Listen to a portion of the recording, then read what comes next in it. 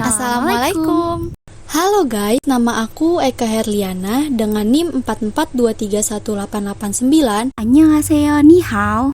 Perkenalkan juga, aku Safira Nurhaliza dengan NIM 442322219.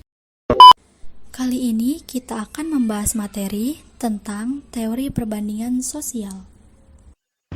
Apa itu teori perbandingan sosial? Teori perbandingan sosial diformulasikan oleh Festinger tahun 1954. Perkembangan teori ini dimulai dengan suatu pertimbangan mengenai komunikasi sosial tentang perubahan opini dalam kelompok sosial. Aspek-aspek social compression. Yang pertama, kemampuan atau ability, bahwa setiap individu cenderung ingin menyamakan diri dengan lingkungannya. Oleh karena itu, individu berusaha mengurangi berbagai perbedaan yang signifikan dengan orang lain, salah satunya dalam aspek kemampuan atau ability. Yang kedua, ada pendapat atau opini.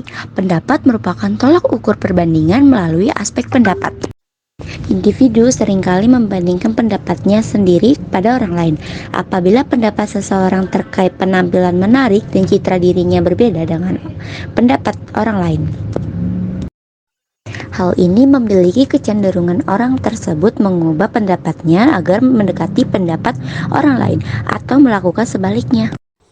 Nah, menurut Wheeler dan Miyake tahun 1992, individu melakukan perbandingan sosial dengan orang lain dalam aspek yang bervariasi, yaitu 1. Personality atau kepribadian, 2. Wealth atau kekayaan, 3. Lifestyle atau gaya hidup, 4. Physical attractiveness atau daya tarik fisik. A. Dorongan untuk mengevaluasi opini dan kemampuan. Asumsi dasar yang mendasari teori perbandingan sosial adalah terdapat suatu dorongan untuk mengevaluasi opini dan kemampuan seseorang, yaitu seseorang butuh untuk menentukan apakah opininya telah benar dan untuk memperoleh penilaian yang akurat mengenai kemampuan mereka. Opini yang tepat dan penilaian kemampuan yang akurat akan cenderung mengarah kepada kepuasan atau perilaku yang mendapatkan reward. Yang B. Berhentinya proses perbandingan. Festinger tahun 1954 percaya bahwa konsekuensi dari berhentinya perbandingan berasal dari perbedaan opini dan kemampuan, menyatakan bahwa perluasan dari perbandingan akan berkelanjutan dengan orang lain.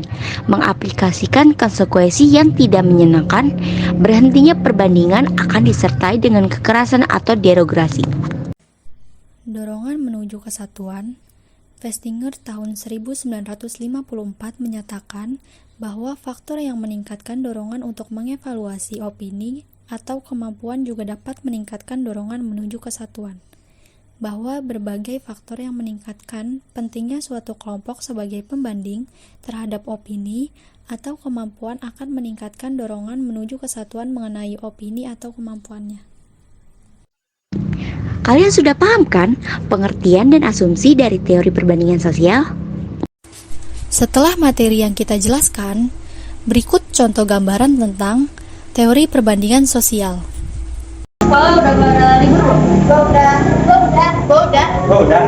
Gue belum, gue besok harus masuk. Ini kita nggak ada rencana buat jalan-jalan apa? Boleh tuh. Ayo.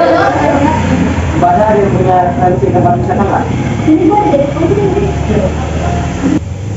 Nah, ini loh, iya. Coba tanya main. Ini boleh? Boleh, Mbak. Oh, boleh.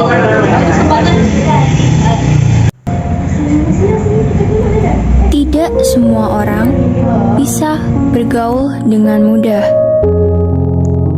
Beberapa orang biasanya sulit bersosialisasi di masyarakat.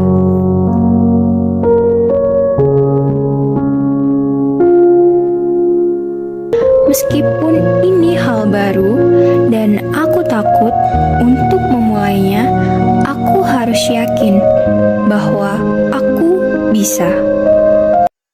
Nah, itu dia contoh dari teori perbandingan sosial. Jadi lebih paham kan? Kesimpulannya, membiarkan diri sendiri larut dalam ketidakpercayaan diri takkan membuat diri kita menjadi seseorang yang mempunyai keyakinan bahwa diri kita bisa. Bangkitlah dan jangan pernah membandingkan diri dengan orang lain. Yakin dengan kemampuanmu, jangan pernah membandingkan dirimu dengan orang lain, karena setiap manusia memiliki potensi dan kemampuannya masing-masing. Jangan biarkan rasa insecure menghentikanmu untuk mencoba hal-hal baru. Lakukan apa yang kamu sukai, dan yang paling terpenting, bersikap baik kepada orang lain. Ternak-ternak si ikan teri. Teri diternak dalam kolam. Karena telah sampai di penghujung materi, kuakhiri dengan salam. Wassalamualaikum warahmatullahi wabarakatuh. See you next video. Bye-bye. Bye-bye.